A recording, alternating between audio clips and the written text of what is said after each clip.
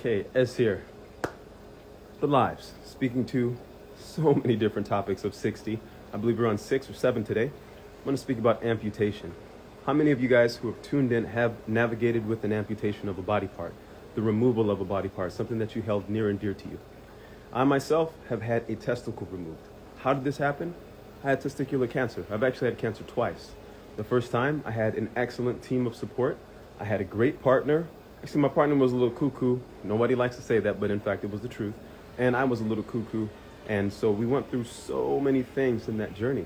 So now I have this journey of life, not having put a prosthetic testicle in, but since 2009, 2008, when I navigated the cancer journey with radiation treatment, electron beam therapy, knowing what it is to be ill, to be consistently nauseous except for 1 hour a day, having given me great appreciation for the journey of a woman in her beginning trimester to pregnancy, what I see and what I've learned is that sometimes the amputation is for the best. We prefer not to have anything removed from our physical body. But in retrospect, as I think about the life I was living beforehand, Christy, what's up? Oh, we got to catch up. And, you know, the functionality of my body, my equipment still works. Yet and still, navigating in that space brought up a lot for me, a lot of body image issues. There are men in the military who've had parts removed, people who've been in accidents, folks who have diabetes, have navigated diabetes. Yes, long time, we'll catch up soon. And, you know, within that space, they have to contend with all of the things that go on in them. Lena, I'm speaking to amputation, okay? Because this is something that some people go through and nobody even knows. And we as human beings tend to be a bit immature in the space of recognizing and in the comfort of having all of our parts work in our whole body intact, right? Or the health. But we can forget that there are people around us who've had parts removed that no one even knows about. So I had a testicle removed because I had cancer. Now I have one testicle. So my body image was different from me. I had all type of worries. I was infertile for a time. Now I know that I can have children. Amazing. All right. And then I had to worry about the testosterone dip. Oh, secondary cancers, which did happen from the treatment, and also emotional things. And Christy, who was on here, was part of my life, is part of my life, but during that time as well, when I was in Hawaii, and then the onset of the second cancer came and I kept it to myself, and she's, you know, was very deep in the story. We definitely got to catch up, boo. Definitely part of the story of me heading off, you know, and trying an alternative method of healing, and also honoring my mother, who was the one that actually brought that to me. I was, you know, straight ego working with the military as a contractor, never trying anything. I didn't try any psychedelics until well into my 30s, right? So, and it was actually healing. All of it's been ceremonial and healing in that journey. And so, like, the amputation, which is actually the removal of a part, doesn't always have to happen, but sometimes it does. Now, one body. Consider what else in your life has been amputated from you, has been removed from you. And think in retrospect, was it for the best? Granted, of course, it'd be nice to have 2 dangling balls, but one is just fine, okay? I'm not in a balls catalog, but my ball is fine. The other aspect that I'm speaking to is that's not all of what I am in this life. I am a part of these things. These things are a part of me, and yet they're not the totality of who I am. They're not even the fullness of my essence. And you have body parts in different extensions and in versions of your body, meaning you have the physical body, then you have a spiritual body, you have extended, expanded aspects of yourself. When you think of the chakras, you can also think of different dimensions where your bodies live. And so there is a connection. We're conscious of it here within this frame. Then there's the higher self. So in the unseen, I still have my etheric body intact. But within this physical frame, something had to be removed. Well, I was also, during that time, keeping a lot of emotion stored in. I was repressing a lot of my anger. I'm someone who's used to fighting in my youth and then came into systems and structures where I had to swallow things, came into relationships where I was like, man, I'm just gonna not. And so after that final experience with my divorce, wow, so many things started to come to the surface, but it was a bit of an overload. And I buried myself in working, you know, many hours a day, doing five-hour energy drinks, five-hour energy drinks, my daily habit. Eating, not so good, okay? Drinking, quite a bit. I didn't smoke, didn't do any of that stuff, but, you know, I was more the typical raging party, burying my feelings, my emotions in the process of trying to figure it out. And then I was also having a lot of sex at the time too. That was my typical thing. Oh, I'll break up. All right, I'm not gonna give the numbers, but I would go into losing myself and regain this aspect of my manhood back. Yes, what it was me trying to fill a void with so many things. And as I began to realize that, I backed away. But the illness was probably one of the best moments of pause and stop and rest and reflection, because it's like, wow, my life is really fragile. I could be gone. You know, I could have had this cancer illness in the islands. I could have not had the partner that I had. I could have not known to check myself. It was really an interesting story of how I ended up checking myself. You know, and it was after watching a movie that my girlfriend at the time had been pressing me to watch.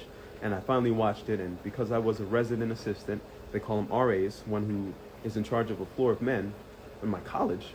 Well, I used to gather the men together, and on the women's side, the athletes, they'd gather the women together, and we would go through the process of teaching men how to test their testicles. Haha, that's funny. Test your testicles to check them in the shower for any cancer, any lumps, anything that's off. And as for the women, we would have, you know, these are little cards. So we'd bring them together and we'd go over the process so that women could check their breasts for lumps. So I actually know how to check both men and women because we had to read over the material. And during that time, this was in college, that also taught me the importance of having an idea of the physiology of the opposite sex's body, because maybe they're not prone to check themselves for something, but if you're aware, and this is where husbandry comes into it, and awareness, then you may spot something just like a woman or a mom would typically spot, like, hey, son, you don't look so good. Something's a little bit off. Your posture's a little funny, etc. So being aware of functioning, I guess, best case physiology in the opposite sex is beneficial because you can look after each other. So my partner, of course, didn't notice anything. I had a fast metastasizing cancer, and, well, the option was to remove it rapidly based on the fact that I had just been checked weeks before. And now I had to worry about this. And my secondary cancer, of course, I had to worry about it moving to the lymph nodes, retroperitoneal area, and the lungs, and then the brain. So because I was aware of that, I jumped on it. And wow, what a benefit. But here's what I navigated in the meantime. After the first cancer, people were always making jokes about testicles and all these things, and I kind of kept a lot of it to myself, so I felt a certain way.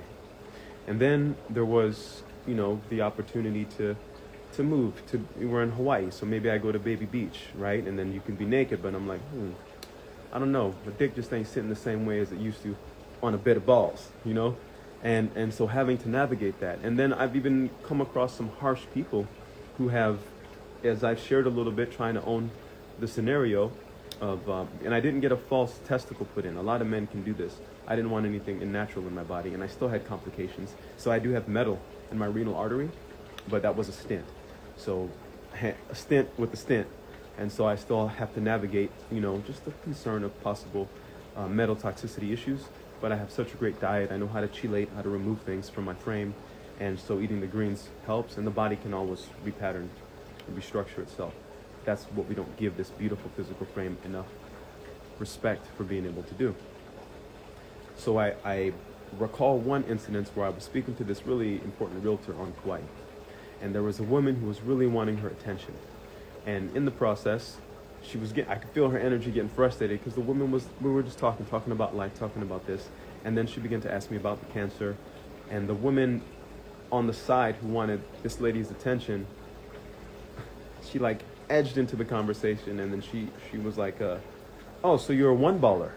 And I just remember the silence, the dead silence. The other woman didn't say anything. And I was just like, am I going to let this fuck with me for the rest of my life?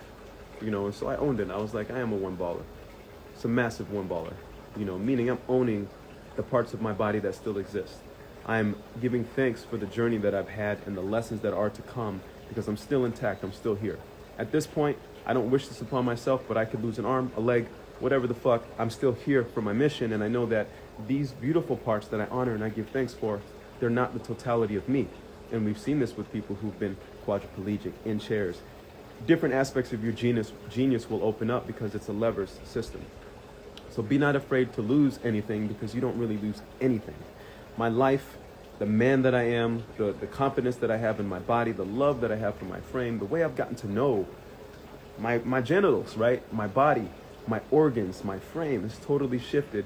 And it's because I had something removed that I went through an illness, that I had to contend with the natural, sometimes ignorant ways of humanity, and then also to recognize those as my ways and as a catalyst for me to grow a deeper intimacy with this frame and more power for the body that still moves me through time. So many years have passed now, and I'm ripping it up. I feel stronger than I ever have. And also, hey, I'm not so easily led astray by the hormones, okay?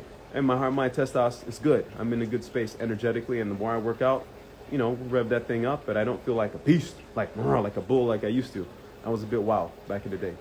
And so it was a good lesson. Yes, that's right. You don't lose anything. I've only gained. And so as I bring it back then to this whole thing about amputation, well, sometimes you may lose friends that you thought were going to be with you for the longest time, right? But maybe those friends were malignant. It takes time to see. Maybe they weren't the friends that you thought. Maybe there were associates. Maybe there's a job that you really clung to and you really identified.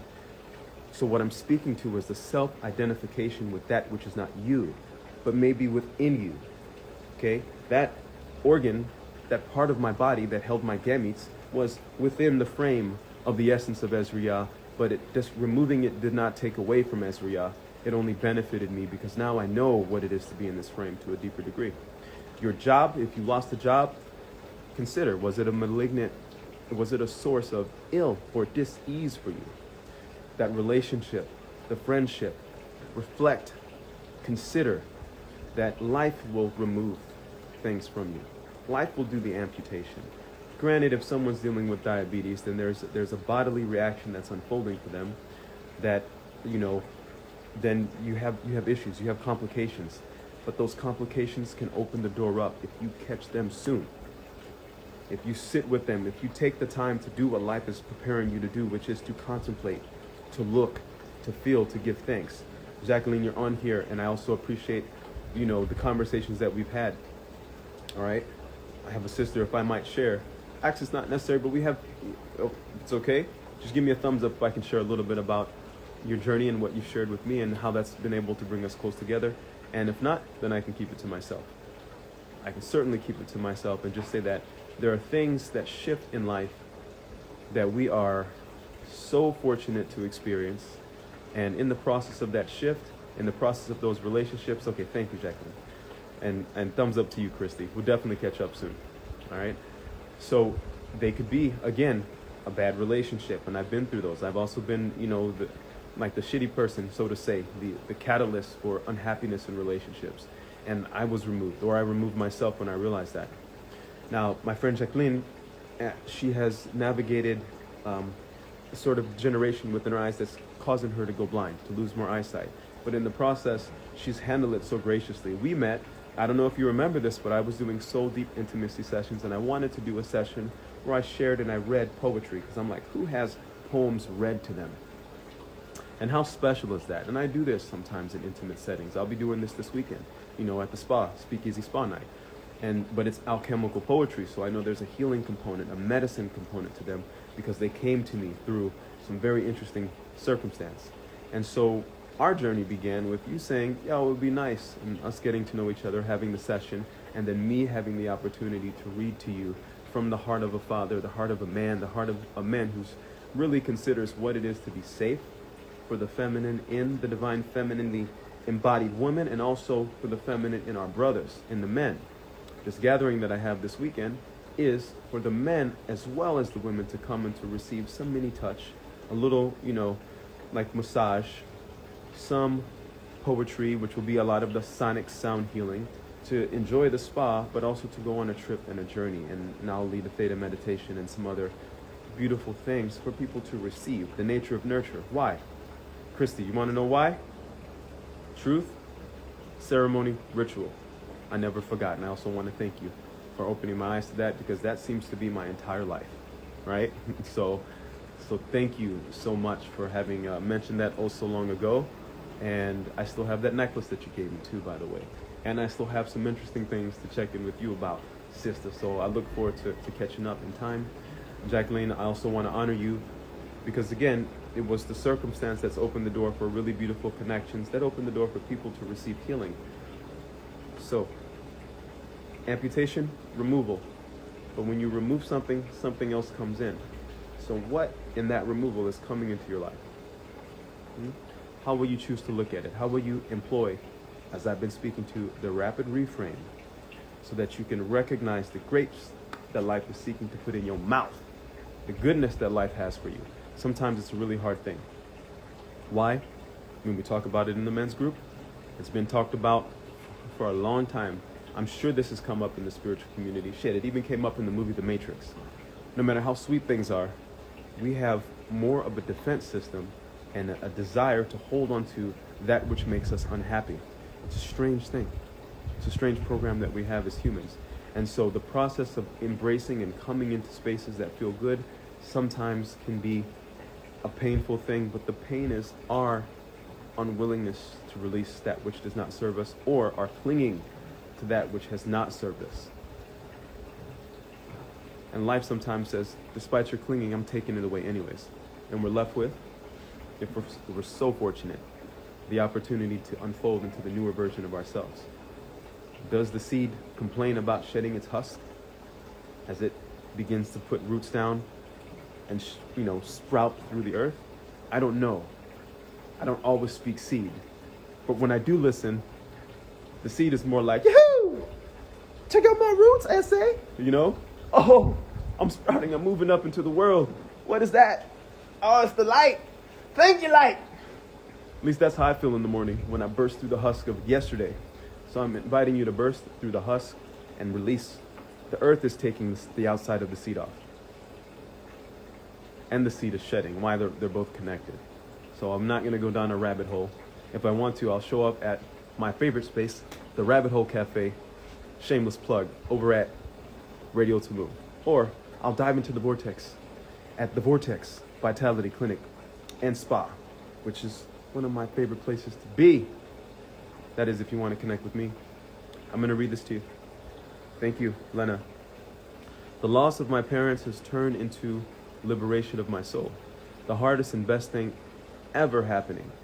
Thanks for the reminder. I feel that, really. It's really beautiful, Lena. We gotta honor our parents, our family, the people who've transcended, who've transitioned, because we're still connected to them. They're bringing us into the next space, and oftentimes they leave us with the treasure of memories, the treasure of experiences that we can go back on, a lot of lessons, right? And they live within us. And the freedom, because for those of us who have parents who are getting older, maybe you want to go jump out into the world, but you've got that responsibility that you consider that, hey, I don't want to go too far. I don't want to be, I'm not in Hawaii right now, though Hawaii lives within me, right? Literally and figuratively. And I'm closer. I'm just a short flight away from my family now, intentionally as well. One, it's nice to be here, nice to be in the Caribbean, but also it's a nice feeling for me to know I can get back. My mother, she transitioned, and it was a hurtful, really hard time for me in life. And then I began to see and reflect upon the memories and the things that she shared with me before she transitioned, the poetry that came from my soul. The first poem that I wrote in my book of poems was to my mother. Yo, I'm filling up the jacuzzi. Let y'all see what's going on back here. Yeah, that's my next move. All right.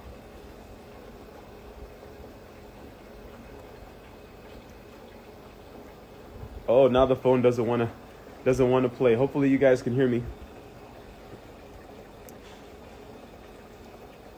There we go. Anyways, you've been through so much. Let me just read Christy's. I've been through a breakup after COVID, homeless for some time. Yo, I was homeless too. Christy, I feel you. So much happened to me after I left to Bali and in my journey back to the States. So I'm happy that you're in a good space now. Hopefully reach out so that you have my number and we can drop in. Christy is, you know what, guys? I read a poem in the last gathering, okay? This weekend I'm gonna share some of the poetry that I've written in regards to you, Christy, but at the event, so people can feel. There's two beautiful ones, three that evoke a lot of emotions. Christy's the only person that I've ever written a channeled poem for, and she asked me, and I was like, I was like, no, I don't do that. And then I was in Daytona, and all of a sudden it hit me. And so I'm going to share that this weekend, because it was me also energetically diving into receiving what goes on in the feminine and what I witnessed. And that's actually a bit intense, so I don't really do that much. But I just stick with my own channels. But it was really beautiful experience as well, as we've had. So I want to thank you. I want to honor you, Christy, for everything that you've navigated, for the ups and downs in this journey, all the conversations that we've had, the experiences that we've shared, and for who you've been in my life, because you also helped me to become a better man, and you helped to save my life as well. So thank you, sister. And you also, what a wrecking ball, huh? You crazy, troublesome, wildfire woman. Ashley, what's good? Ez here. I'm speaking to Amputation, and I'm going to wrap it soon because I need to go and jacuzzi myself, shower up, head into town, and get cracking on the other things before my evening meeting. Yeah, Christy, that's right. Smile about it. You should smile about it. I smile, but think about it. Right? Good times, homie. And here's the thing, Christy, you showed me a lot of hospitality, and you showed me kindness, and I felt a different level of dignity in the time that we spent together, and you surprised me. You were very thoughtful. You sneakily thoughtful, but also really good. And I feel like you, just as I saw you, and I could see so much of what was to be in Palm Coast, I felt really seen. And also you kept it extra real. Girl, you kept it real. And I couldn't ask for anything more in the end, as someone who is real and honest. And that also changed my trajectory of how I show up in relationship and what I expect and of myself, you know? So thank you. Not every day you get to thank someone like that. But I be thanking people every day, and today's your day. Gracias. I look forward to chatting with you. I hope all is well with your son and with your family, your pops and your moms. Let me know, and we will drop in. So let's make time for it within the next week and a half, okay? And then if you're in the Florida area next time I come back, for sure we got to get together. Have a lunch. It'll be on me. You know the spot. Go to St. Augustine. If that place is still open, or, so you know what it's going to be. It's going to be vegan. And there's going to be pancakes or waffles. And dessert. Yeah? Good. Love you. Thank you. Love everyone who's on. Ashley, please rewind and check this out and tag people. I can go so deep into the space of amputation because I have also spent time, I've massaged the wounds of people who have been fucked, who've lost parts of their body and spoken, you know, and got to hear and to receive, and then have to navigate that myself in a hidden way. And so now I'm forward with it. Hey, this is me. This is my body. This is my equipment, you know, whether I'm really thin or buffed, because watch me. I'm about to get swollen, but in a functional way, because I need to be ready for surfing, support, and for ceremonies. This is why I'm working out. Yeah, you should work out for ceremony. It's my opinion. Well, if you're doing ceremonies like I do. Ashley, you know what's up, right? Yeah, I was working out. I had to prepare for those things. So I just want to honor you too, dear sister. It's good to have you here.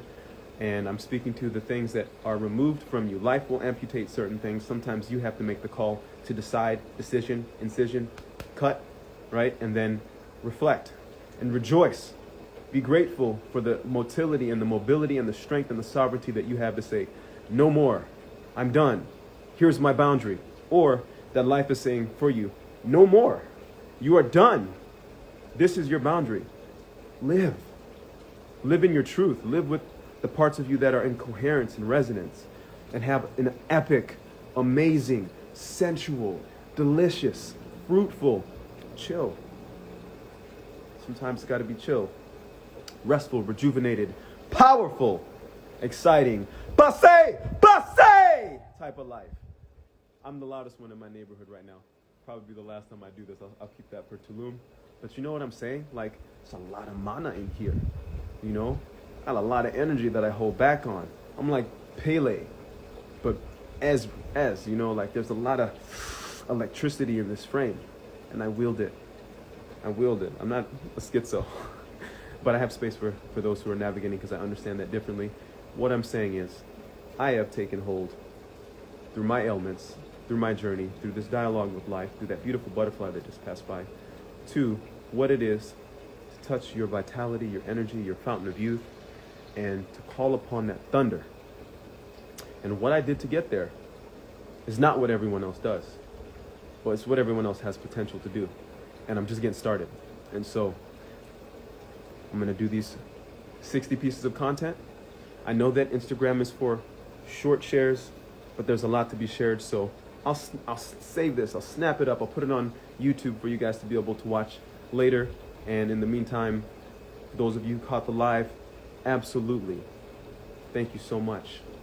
Receive. I love you. I love myself. This is the love that I'm sharing with you. I spend time to investigate myself, to get to know myself, to challenge myself, to like, what the fuck am I doing here? And then I find the answers. So I'm really close with my why, and my why charges me up. Because it has to do with you, and me, and us, and intimacy, and different spaces of ceremony that I'm gifted and honored to get to hold. And so with that responsibility, I dive back into the ceremony of my day. Base. Thank you so much for this time. Your time is valuable. I appreciate it. My time is valuable. Thank you for receiving it and honoring it. If you have any other thoughts, put them in the comments. Feel free to share this video, because there are people who have navigated. Tag a military person. Those of you who have gone out, who've experienced combat, who've had some freak accidents, because sometimes what they say is you had a bad day, right? Sometimes something goes off, even friendly fire, and then you're left with the frame that you feel can't function in the way that it did before. No, we're not in that time. You'll function better than you ever have functioned, because other parts of you can open up, and you just need to take hold of that truth if you want to. I'm here for it. All right? So, and you mark my words, you'll see me. I'm gonna navigate this thing, till the wheels fall off, but maybe I keep the wheels on and pass it down to someone else. Give thanks for your body. Give thanks for the journey. Give thanks for what's there and for what's been removed. Because where did it go? Where was it in the first place?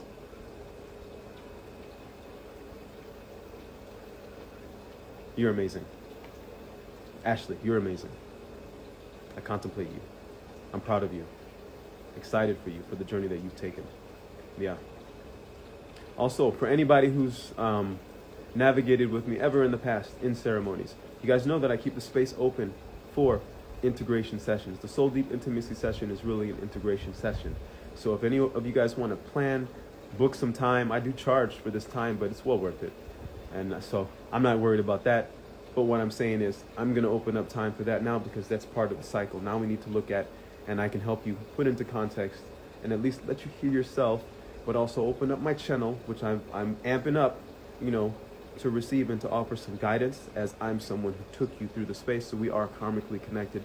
This is why I be showing up in other areas, not for me to impinge on you, but just as a person of protection for you, and from the love that I am, the expanded being that I am and that I'm remembering on a day-by-day basis, that is a reflection of you. Anastasia, aloha. And so in the space of integration, people think it's just 30 days, whatever. The integration is the rest of the journey. And so I wanna keep that door open and craft a life that opens the door to support people, as I'm a support being. I'm here. Good to see you. I'm here for that. That's what I'm here for. Ezra is but one of my names. But I am not Ezra and Ezra at the same time. There's more to it, more to the story. But that story is your story too. So stick around. Let's find out. Love you guys. Shoots. Aloha. Base. Base.